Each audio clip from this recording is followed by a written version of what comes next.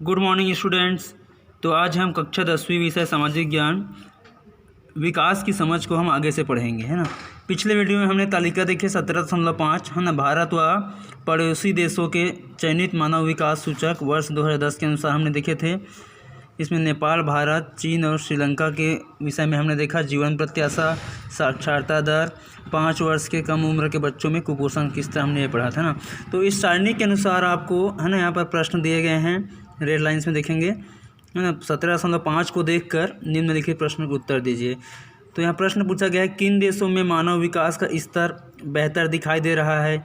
ये क्वेश्चन यहाँ पर किया गया है ना।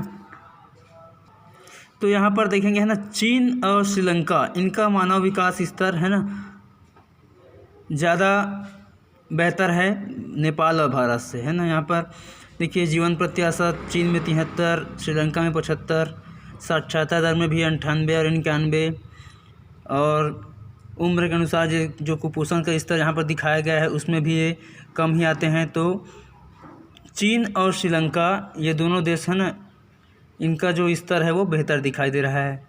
दूसरा प्रश्न है, पिछले 10 वर्षों में भारत की प्रति व्यक्ति आय में लगातार वृद्धि हुई है, जो नेपाल की तुलना में अधिक है। फिर भी मानव विकास सूचकों में बहुत अंतर दिखाई नहीं देता।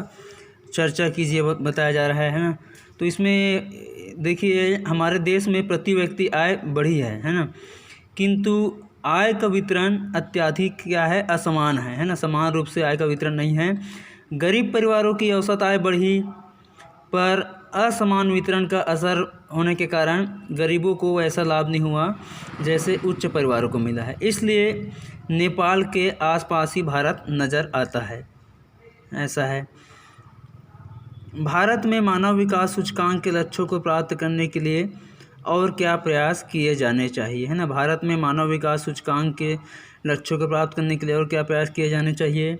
तो भारत में मानव विकास के सूचकांक के लक्ष्यों को प्राप्त करने के लिए हमें, है ना, बेहतर स्वास्थ्य सुविधा, पौष्टिक आहार की सुविधा है, बेहतर शिक्षा की सुविधा है ना, रोजगार, साल भर बेहतर रोजगार की सुविधा, ये सब उपलब्ध कराएंगे।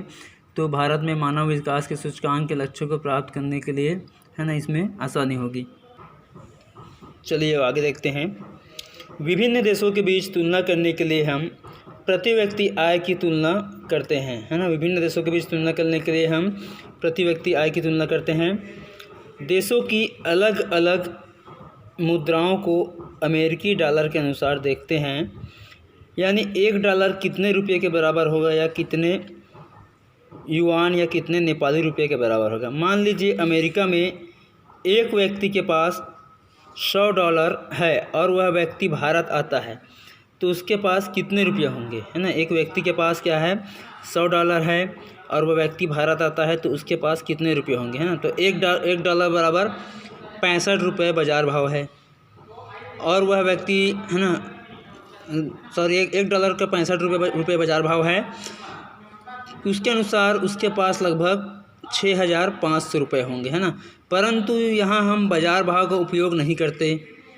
यदि बाज़ार भाव नहीं लेते तो डॉलर और रुपये में अनुपात कैसे निकाला जा सकता है। विभिन्न देशों के सर्वेक्षणों के आंकड़ों द्वारा यह पता करते हैं कि $1 में समान मात्रा में कितनी वस्तु और सेवा खरीदी जा सकती है। उपयुक्त उदाहरण में मान लीजिए कि एक व्यक्ति $100 खर्च करके अमेरिका में कुछ वस्तुएं खरीदता है ना। एक व्यक्ति क्या करता है, $100 खर्च करके अमेरिका में कुछ वस्तुएं खरीदता है।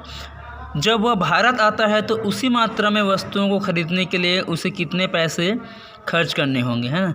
मान लीजिए उस व्यक्ति ने भारत में उसी सामान के लिए 3500 रुपये खर्च किए, यानी $1 35 रुपये के बराबर हुआ।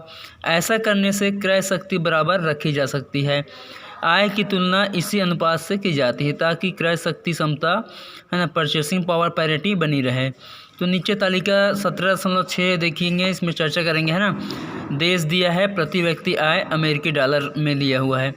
तो भारत का प्रति व्यक्ति आय 5497, नेपाल का 2311, श्रीलंका 9779,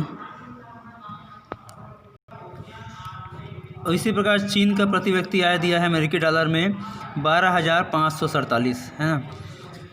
तो ये तालिका है और नीचे प्रश्न दिया गया है, क्रय शक्ति समता के आधार पर तुलना बेहतर क्यों है। इस तालिका को देखते हुए भारत और चीन की तुलना कीजिए, ये बताया गया है। तो भारतीय और चीनी मुद्रा के अनुसार है ना, चीनी मुद्रा अनुसार भारत चीन में वस्तु सेवा पर कितनी अमेरिकी डॉलर खर्च की जाएगी है ना, और उस पर क्रय शक्ति क्षमता पर यह निर्भर करता है कि इसी क्रय शक्ति क्षमता के आधार पर ही आय की तुलना होगी। तो भारत में क्या है तुलना में है ना, भारत की तुलना में चीन में अधिक आय है, जिस कारण से क्रय क्षमता जो शक्ति है वो चीन की यहाँ पर अधिक होगी। ये है ना, ये इस प्रश्न का आपका उत्तर है। तो आज का लेसन यहीं समाप्त होता है स्टूडेंट। Thank you students.